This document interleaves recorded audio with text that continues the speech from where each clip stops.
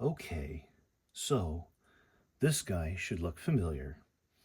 This is a Keuffel and Esser um, transit compass or sighting compass for field survey. Um, as I mentioned, I've been quite fascinated um, lately with um, compasses taking bearings using angles to triangulate, measure distance, um, estimating a distance to an object, determining its height, and then some good old fashioned classical cartography. Um, Kind of an interesting thing for me while I have time to do something like this. I bought this, I think, for around $40. If you have not caught my restoration video of this compass, check it out.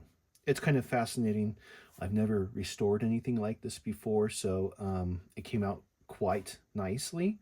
I am a horologist, so some skill went into it. Yeah, so it's a compass for taking bearings, but also it has a clinometer for measuring the angle. You sight this way for taking your reading, and then you sight this way, looking through here for your angle. So what you did not see is I had to put a varnish on this, on the brass.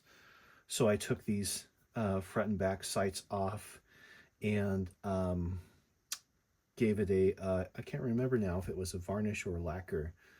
I think it was a lacquer, used a certain kind of lacquer because, and we know this in horology, brass, the oils from your skins will corrode brass and will cause permanent damage. That's probably what happened with this upper corner here.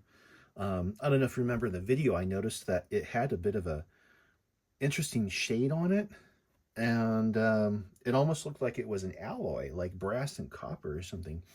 It wasn't. It was just a shade that a lacquer gave to the brass color. So they're fully coated now, and I can rub my face all over this and stuff like that without messing up the brass. So how about that? And so I did that. Let me see here. I'm just going to lock the needle. Now, this is the case it came in. And at the beginning of the video, I mentioned possibly restoring it. And I wasn't sure because this was absolutely filthy. I mean, it had been out in the field. It had a career of its own. But it was just like, an old tool from Grandpa's garage, just covered in grease and dirt and grime.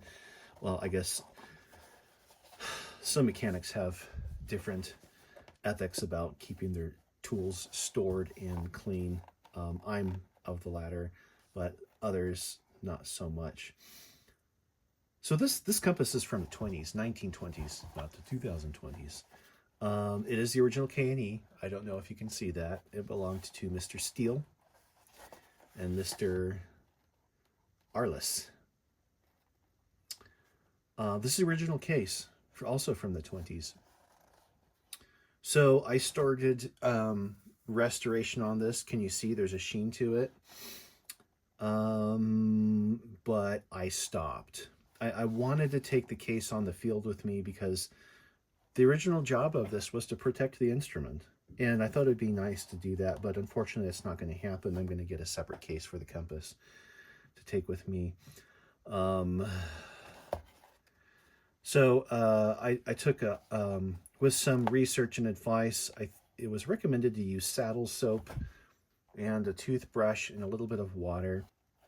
I was able to do a little research and find out some of the other soaps that I had were comparable. They were degreasers, but not aggressive.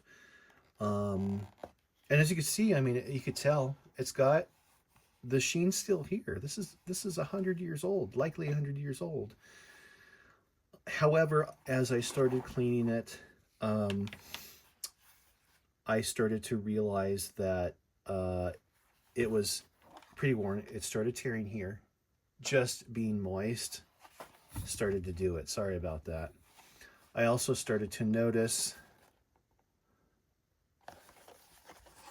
some of the threads were not holding. It was that other side here. It was that side starting to break here. Now, it could have been like this before I started working on it. But yeah, you see that? I didn't want to continue going through because I had to clean the inside. This was filthy. You know, this was like someone's garage. And so the inside and the outside have been cleaned a first try. And it just, somebody else's name is in here. No, that's just a dirt mark in there.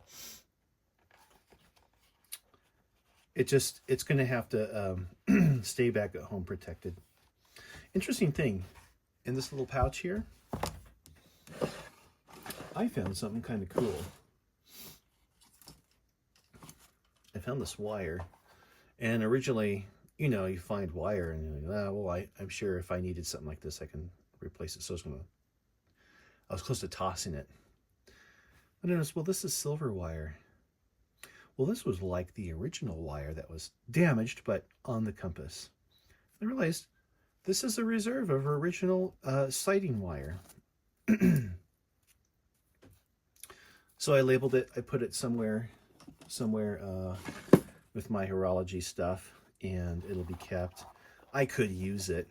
It's nice, but if you remember, if you saw the video, I used some telegraph wire, and telegraph wire, not the kind of wire that you put up on the telegraph poles, but some very thin wire, vintage wire, about 100 years old or so, that you would see wound around relays. It's like a magnet wire, coated, and hair thin but very strong. So I put that on this compass. So anyway, that's where it's at. This was like a separate loop. It looks like a dog dog collar or cat collar, but it was tied onto here. I'm not sure if it's original or the purpose of it, but this was not cleaned. It's going to be kept.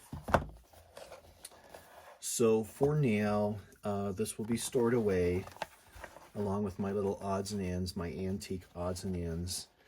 And so that's that. That's the end of the Keuffel Esser Company 1920s to 1940s transit compass. So anyway, I hope you enjoyed the restoration video. I will link that in the description here. And off to the next.